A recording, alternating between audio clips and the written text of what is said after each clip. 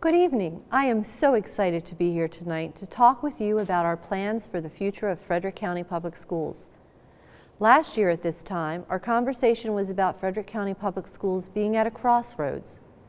We talked about the fact that 7 years of maintenance of effort, or MOE funding, the lowest level of funding allowed by law, had put our school system down the wrong path.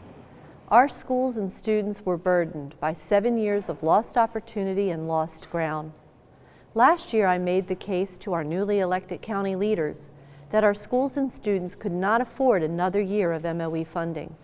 Our community came together to make the case that our students deserved more than the very least we could do. We all acknowledged that MOE funding did not cover inflationary factors like rising costs for insurance, contracted services, or just the general cost of living expenses. And we acknowledged that MOE funding did not offset ever-expanded, unfunded mandates like providing pre-K programs for students living in poverty or with special education needs, or implementing a new curriculum, a new teacher evaluation system, and new assessments.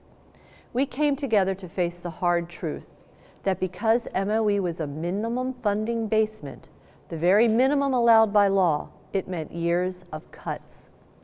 Last year, our elected leaders understood those realities and they listened. For the first time in 7 years, our county provided more than the bare minimum for our students. In fact, they increased funding by $4.2 million. On behalf of all of our students and staff, I sincerely thank our county executive and members of the county council, particularly Council President Bud Otis, for recognizing the urgent needs of our schools. The citizens of Frederick County have put their faith and trust in leaders who understand the true value of public education in building a strong and prosperous Frederick County. We are grateful. Unfortunately, while our county leaders had the vision and foresight to increase funding for our students, newly elected state leaders made different choices, failing to provide more than $3 million in critically needed funding as part of the Geographic Cost of Education Index. Those funds remain locked away, sitting idle, despite reasonable yet passionate calls from across Maryland for them to be released. Last year was truly an example of 1 step forward, 2 steps back, and those 2 steps back were painful. To cover the gap caused by increased costs coupled with shortfalls from the state, our Board of Education was put in an untenable position. They were forced to make choices that they knew would directly and negatively impact our students. They were forced to increase class size on average by 1 student across the board. They may sound like an insignificant thing, but parents and teachers know that this decision had big consequences. They know that increasing class size really means cutting teaching positions. In fact, last year, Frederick County cut 81 teaching positions. Those cuts have had deep implications. More than half of our elementary schools countywide now hold classes with more than 25 students. At the high school level, many unique course offerings, the kind that students say enrich their high school experience, have been eliminated. And many of our principals have been forced to divert scarce staff away from programs and services that provided individual attention to the students who need it most. The choice to increase class size came because of the culmination of years of underfunding our schools.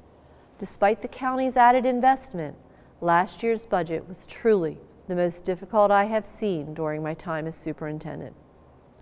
And so our schools remain at a crossroad. I can at least report to you, though, that our school funding is no longer on the wrong path. County Executive Gardner has already committed to once again provide more than MOE funding. And with the support of the County Council, that will mean our schools can begin the long process of rebuilding. I would like to quickly sketch out how I propose to begin that process in the coming year. The priorities I'm going to outline are the result of many conversations held over several months with parents, students, teachers, administrators, and business leaders.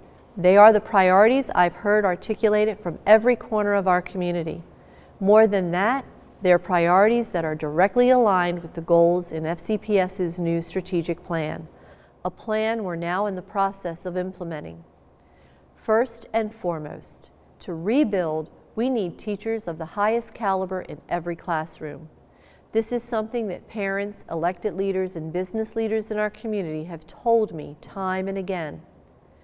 When potential applicants learn that our FCPS starting salaries rank among Maryland's lowest, it becomes more and more difficult to hire and retain high-quality staff, from classroom teachers to substitutes to bus drivers to HVAC mechanics. We rank dead last, 24th out of 24, in the percent of administrative staffing for the 6th consecutive year. We need these administrative staff for things that the public often isn't even aware of: supporting and training teachers, developing curriculum, managing services to support special education students, running the business and operational services that make us a modern, efficient organization, and complying with state and federal legal mandates. The list goes on and on. But the way that we've always approached the issue of salaries, struggling year after year to find scarce funds to try to pay for salary increases, has proven unsustainable over the long term. For example, in this year's proposed budget, I've had to set aside an additional $3.3 million to finish providing our employees with the full salary increment that started in last year's budget. The incremental approach to salary funding often pits the need to offer competitive salaries for our teachers and staff against other critical needs in our classrooms. But through cuts, we have funded an increment for 3 out of the last 4 years. But this approach fails to provide the predictability and security our teachers and staff deserve. This approach does nothing to boost salaries for first-year teachers, an area where we lag woefully behind year after year. It's time to transition to a new paradigm. Therefore, my proposed budget sets aside $13.8 million for our salary and staffing resource pool. That will allow us to create a new pay structure for teachers and staff. While any proposals related to compensation need to be negotiated, I am proposing that we look at implementing a salary scale that I envision will accomplish several long overdue things. First, it will boost that pay for new teachers.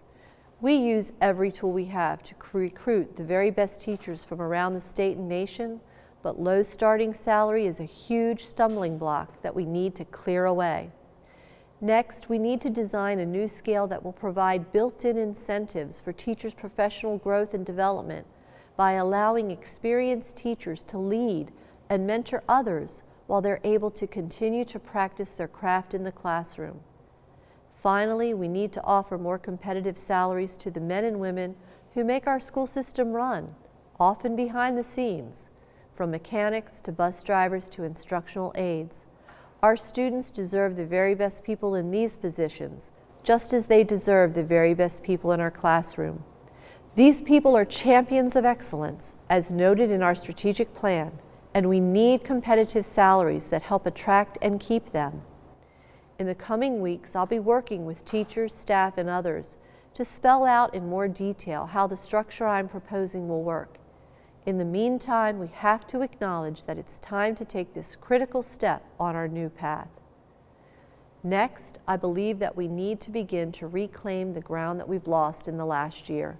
Specifically, I'm proposing that we spend $1.3 million to restore about 20 positions that were lost last year because of the class size increase. This essentially lowers class size by 1/4 of a student next year. But keep in mind that reversing the class size increase isn't a one-year process. It will take several years to build our budget back to a point where we could return staffing, and therefore class size, to the pre-FY16 level. Teachers, administrators, and parents I've spoken with throughout the year have told me they believe it's critical that we begin that process in the coming year, and I agree. Finally, the third major priority in my proposed budget for the coming year is to restore some of the lost programs and services, and to begin to enhance programs and services that have been deferred for far too long. During our years of MOA funding, we were forced to chip away at vital programs and services that provide opportunities for our students. Things such as summer school programs, We cut support positions in schools. We reduced extended learning opportunities to help students achieve on grade level or explore enrichment opportunities. Getting back what has been lost will be a long process, but at the same time, our students' needs continue to grow. The urgent need to enhance and expand technology to support instruction is just one example of a vital initiative that we've been unable to adequately fund. More than that, you've heard time and again about expanding populations of English language learners, students in poverty, and students with special needs. These students and all of our students deserve more from us. My proposed budget sets aside funds to, among other things, restore summer school, refresh technology in our schools, invest in critically needed technology infrastructure, and to purchase 30 much-needed school buses. Again, it's simply not possible to fund all of the programs and services that our students need and deserve, but my proposed budget for the coming year at least makes a down payment on undoing the damage that years of underfunding has caused. These are just a few of the pressing needs and priorities. These priorities are the things I've heard from you, the members of our community, and they're the priorities that directly address the goals set out in our new strategic plan. My proposed budget represents a 4.3% increase over last year's operating budget. To some, that may seem like too small of an investment in a school system that has been so hard-pressed for nearly a decade. But remember, the situation our schools face took years to create. It is also going to take years of investment to restore and rebuild. As it is, my budget represents $24.2 million more in expenditures than revenues. That's a huge gap that I and our elected leaders, members of the Board of Ed, members of our county council, and our county executive will need to work to bridge. And as we do that work, the most important thing is this: the budget I'm proposing ends years of erosion and damage caused by underfunding our school system. Our county executive and council president Otis and other members of our county council have clearly demonstrated through their words and actions that public education in Frederick County is a priority. With their continued support, we'll be able to keep our schools on the right path. A detailed summary of my proposed budget is available now on our website, fcps.org. Keep in mind that what I outlined tonight and what you'll see online is really the first version of our budget. It's the start of a longer conversation as the board, the county executive, the county council, and the community work toward a final budget. As we work through that process, numbers and details will change. Critical factors like final funding levels from the county and state will impact our final numbers. But while the numbers might change, our priorities won't. In the coming weeks, the board will be discussing my budget, and they are still faced with very difficult choices. They are going to need your input as they make those choices. They can choose to move forward with my budget and the increases for our students that it proposes, or they may move forward with some of it and potentially adjust other areas. They plan to hold a public hearing on the budget on Wednesday, February 3rd at 7 p.m. at Oakdale High School, and I hope you will attend.